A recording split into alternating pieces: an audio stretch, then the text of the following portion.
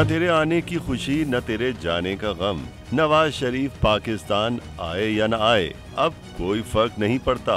शेख रशीद ने कायद नून लीग के अरमानों पर पानी फेर दिया। कहा कौम को समझ है कि नवाज शरीफ और आसिफ जरदारी की बीमारी भागने का बहाना होती है। बुज़दिल नवाज शरीफ आए न आए, अहल हो या ना अहल हो, अब कोई फर्क नहीं पड़ता।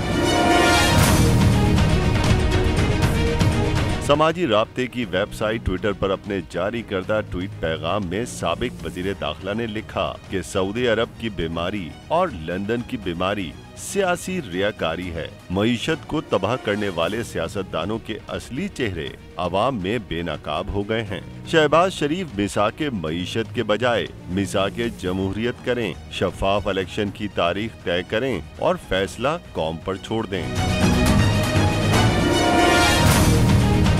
ट्विटर पैगाम में शेख रशीद का कहना था 140 मिलियन बाशऊर नौजवानों की जेब में मोबाइल फोन है। 10 करोड़ लोग गुर्बत के शिकंजे में आ गए हैं। सियासी तसादुम बढ़ गया तो सियासतदान भी निशाने पर होंगे। इसलिए इलेक्शन में ताखीर जमहूरियत की मौत होगी।